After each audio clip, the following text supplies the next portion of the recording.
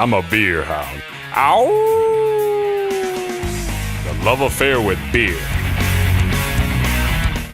My name is Travis Fritts. I'm the brewer and owner for the Detroit Brewing Company in Detroit, Michigan.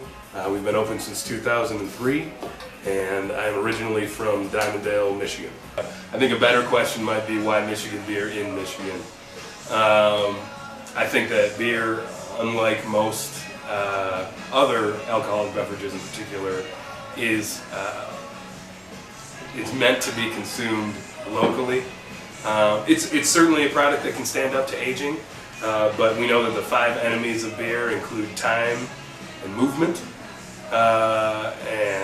Of course, we have time, movement, we have oxygen, we have a number of different things, and all of those increase, all the likelihoods of those affecting the beer increase the farther away the beer moves from home.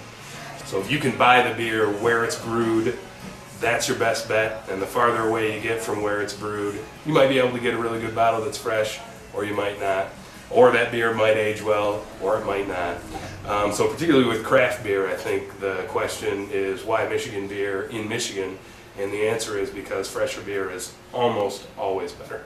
Well, to answer that question, I would kind of qualify it and say that there are a number of breweries that are here in Michigan that I really respect and think are doing as good a job as we are certainly at this. But I think that what we're doing that sets us apart largely is we're taking time to make sure that we assess and manipulate to the extent that we can the technical parameters that affect the end product. That is specifically water pH, water treatment, mineral content of water, specs of malt, quality of raw material, including hops and malt, obviously yeast propagation and treatment of yeast.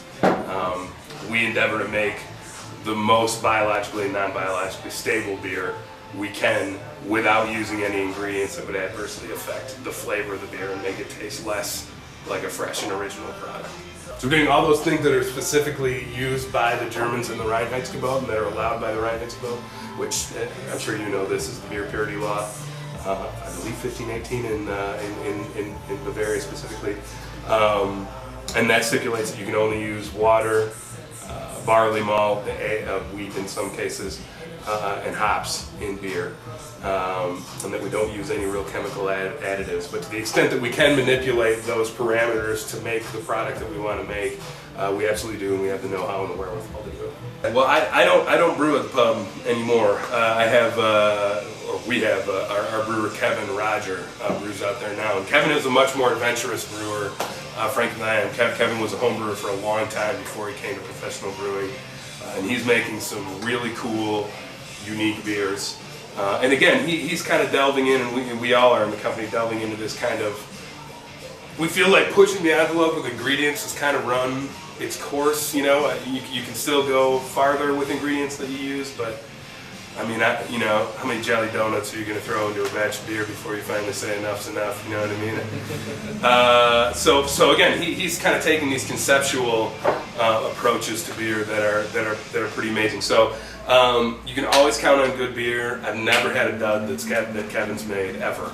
And again, really good pub style comfort food. I think we do a really good job at pub style comfort food. We don't do haute cuisine. We don't do you won't find sushi on the menu even with us. We don't stray too far out of what we know.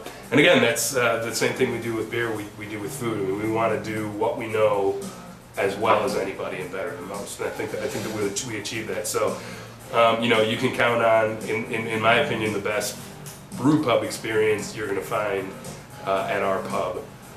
I think it doesn't get much better. There are a lot of guys that are doing it almost as well or as well as we're doing it, but I don't think anybody's doing it better than we do. We absolutely experience that with the Tigers, which for me, again, as a huge baseball fan, is kind of the thing, man. I mean, if I would have thought when I was 15 years old that I would be, working at an owner of a place that was right next to where the Tigers played, that was a brewery, I think I would have just, I'd have quit trying and just waited for it to start. I've been so excited, And it is that cool. I mean, before Tiger games, we're swamped. I think we serve our clientele to go to Tiger games really well.